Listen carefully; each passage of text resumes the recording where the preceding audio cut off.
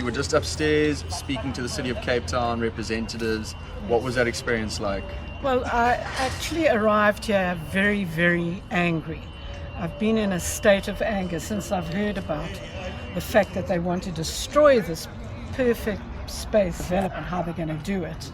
And the attitude seems to be that this is actually a fait accompli, that they've decided and this is what's going to happen. Yes. And the legacy of this golf club, which is so old and so beautiful, 120 years. is amazing. And I really, it angers me that we seem to not have any way to stop this, and I really would like to stop this development in its tracks completely. I've unfortunately seen this so often with the DA run City of Cape Town, is they literally just force these things down communities' throats. They don't care about public participation. They literally just go ahead. They haven't even done the environmental impact assessment. They haven't done the traffic impact assessment, the heritage impact assessment. There are a number of things here that remain unresolved. Yet, like you say, they're acting like the community's voice doesn't matter, and this is what they're going to do.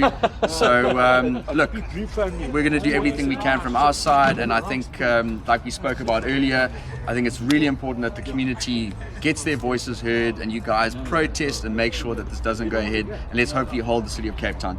So we're with Mike Flax, the chairperson of the King David Mowbray Golf Course. You know this club better than anyone. Can you please share with the audience your concerns, your dealings with the City of Cape Town, how they've gone about this process? Please just enlighten us as to what's actually going on here. Well, it's absolutely crazy that any self-respecting city administrators would want to lose an absolute jewel of sporting and recreational facilities in Cape Town. Any self-respecting city, any world-class city actually protects these kind of sporting facilities with all their might, because we represent a variety of different communities here. The disabled golfing community have this club as their home. The Cape Peninsula Golf Club, who play on Sundays, who couldn't afford to play at any other golf course in Cape Town. And we have it's a very successful and viable Even club. New York City, that is so urbanized and so densified, you don't get more densification than New York City. Even there, they will refuse to allow a central park to be built over. Absolutely, you protect your green spaces with everything with everything you have in your power. You don't lose areas like this. You don't give it away unless they are absolutely unviable and are falling into decay, which obviously, as you can see, is not happening. Well, how long have you been involved here in King David Mowbray Golf Club? Since I was a kid, this is where I started my golf. Wow.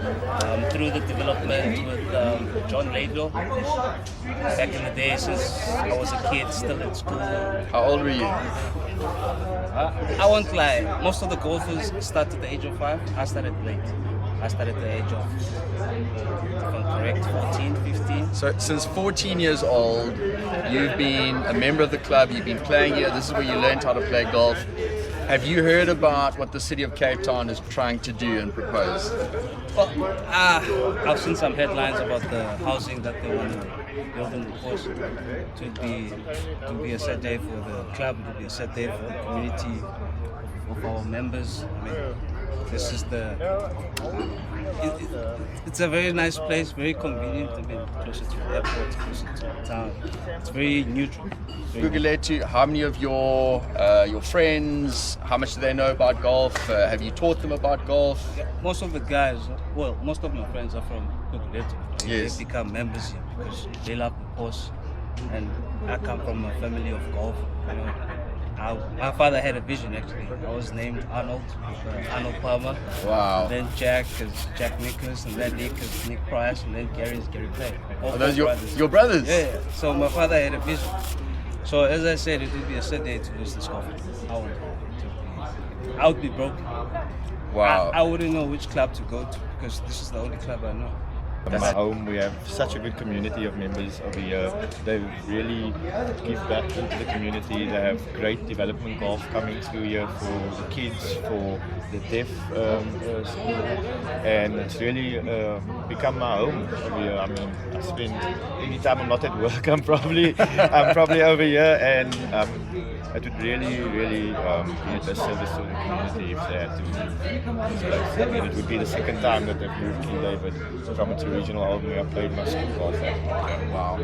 Wow. Yeah, and Carl, I mean, you're not alone. We're hearing so many people sharing that. I mean, what was another interesting thing earlier is you said that you're at a point now where you might even want to buy some property, you know, closer to here, and the development concerns you in that respect. Yeah, I mean, I was looking at houses in Pinelands, but as I said, I'm hearing what's happening here. It has affected my choice. As I said, there's great schools here. I'll be close to the golf course. It would be a great place to put roots. I mean, we have members that live at the back of the golf course. For them, I suppose it's also disturbing as well.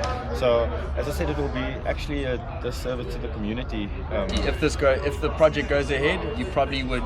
Probably not though. Yeah, I mean, that's how scary this is. Exactly. You move somewhere for peace of mind, where you want to build a home, where you look.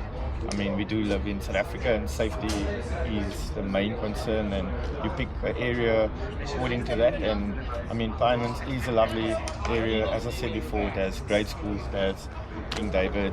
I mean, the area's been known to be such a good area for all the years. So yeah, I mean, I think that would definitely change not even my mind as a potential buyer, but what about the homeowners that are here at the moment? Just help people understand. So I mean, it sounds like KDM does so much. So there's a disabled group. Yes. How does that work? Yeah. These guys. So I think KDM funds the disablement, disabled sort of league, if I could call it that. Sort of enriches that as well. But also you'll notice on weekends, right? So they do social development or youth development for kids. So the local pro here, Hayden, will give them lessons, putting lessons, work on their short game. So it's part of that whole process as well that I think will be going away. And to displace a course, now every member has to start thinking, like, where do we go now? So you guys are basically unwilling to answer a bunch of questions? No, hold on. All right. It's simple. What they answer might not be what the official response is, because there's a lot of context in questions, and they could get the questions wrong. So I always say is, if you want a proper answer, submit it, because everybody does that. It goes on an official record, but more importantly, you then get an official answer. She says something, you go back and you said she said something else. She said, no, I didn't say that. And it's always about, so what did you say, what didn't you say? Hold on. But if it's in, just hold on, let me finish.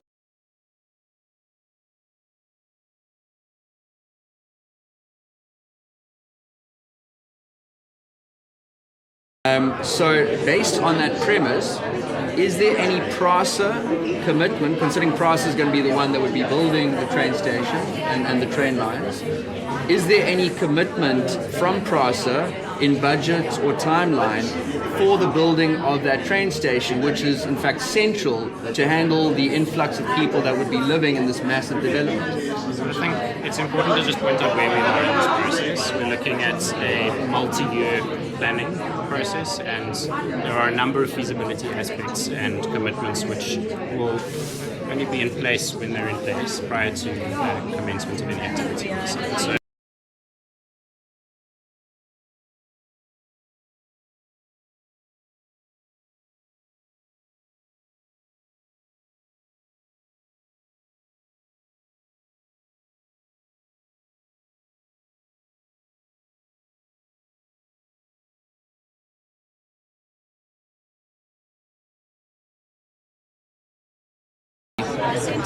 how can the public be expected to comment and engage in a public participation process on a proposal that is premised upon things which haven't yet happened and we don't know if they will or will not happen? that's exactly why we're requesting participation then, because if you were to hold off on doing any public engagement until everything was a fait accompli, you would have the opposite problem, where there hasn't been any opportunity for the public to give in. So really what